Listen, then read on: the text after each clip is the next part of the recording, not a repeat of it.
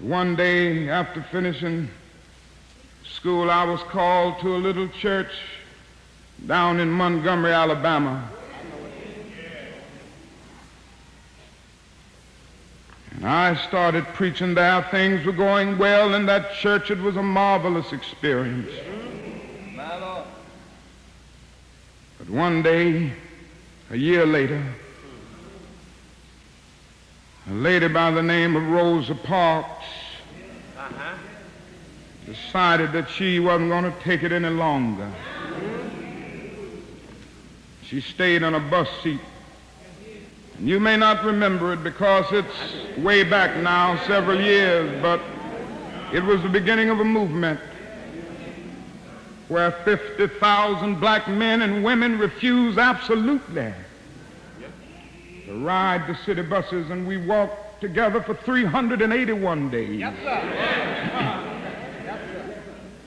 That's what we got to learn in the North. The Negroes have to learn to stick together. We stuck together.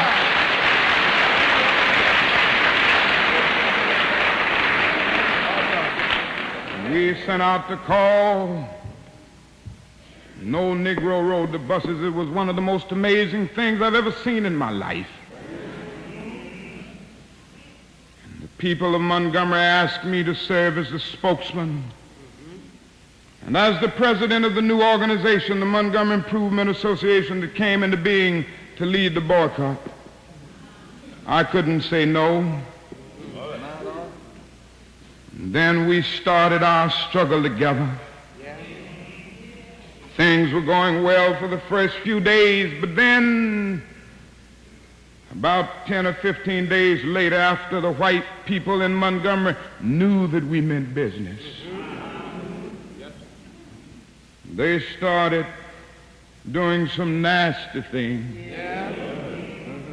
They started making nasty telephone calls, and it came to the point that some days more than 40 telephone calls would come in, threatening my life, the life of my family, the life of my children.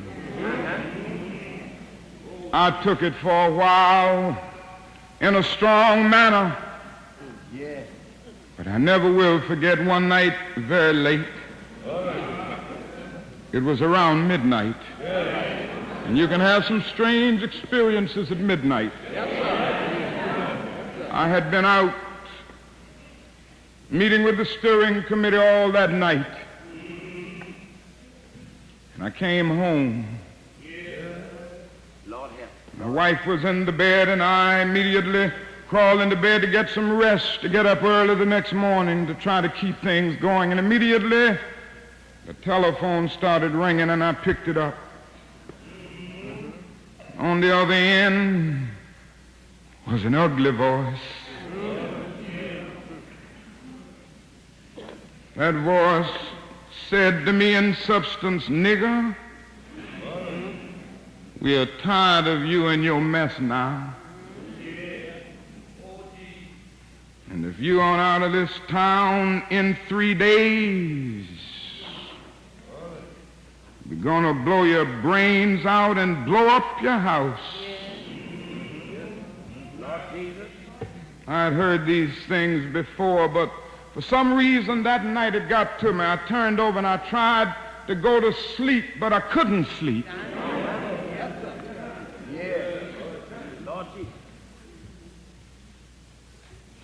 was frustrated, bewildered. And then I got up and went back to the kitchen, and I started warming some coffee, thinking that coffee would give me a little relief.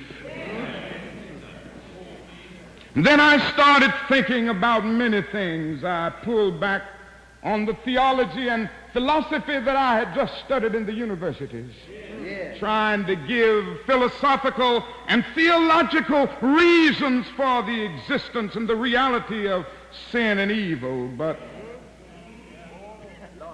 the answer didn't quite come there. I sat there and thought about a beautiful little daughter who had just been born about a month earlier. We have 4 children now, but we only had 1 then. She was the darling of my life. I'd come in night after night and see that little gentle smile. And I sat at that table thinking about that little girl and thinking about the fact that she could be taken away from me any minute. And I started thinking about a dedicated, devoted, and loyal wife who was over there asleep. She could be taken from me, I could be taken from her. And I got to the point that I couldn't take it any longer. I was weak. And something said to me, you can't call on Daddy now. He's up in Atlanta 175 miles away. You can't even call on Mama now. You got to call on that something and that person that your daddy used to tell you about. That power that can make a way out of no way.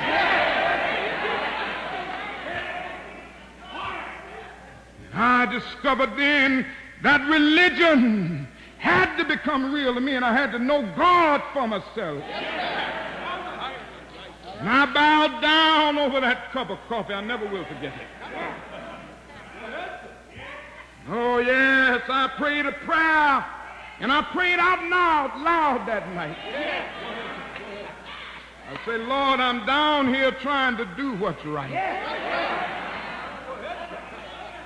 I think I'm right. I think the cause that we represent is right. But Lord, I must confess that I'm weak now, I'm faltering, I'm losing my courage. It seemed at that moment that I could hear an inner voice saying to me, Martin Luther, stand up for righteousness. Stand up for justice. Stand up for truth. And lo, I will be with you even until the end of the world. I tell you, I've seen the lightning flash. I've heard the thunder roll. I've felt sin breakers dashing, trying to conquer my soul. But I heard the voice of Jesus saying, still to fight on. He promised never to leave me, never to leave me alone. No, never alone. No, never alone. He promised never to leave me, never to leave me alone. Sometimes I feel discouraged. And I don't mind telling you this morning that sometimes I feel discouraged. I felt discouraged in Chicago. As I moved through Mississippi and Georgia and Alabama, I feel discouraged. Living every day under the threat of death, I feel discouraged sometimes. Living every day under extensive criticisms, even from Negroes, I feel discouraged sometimes.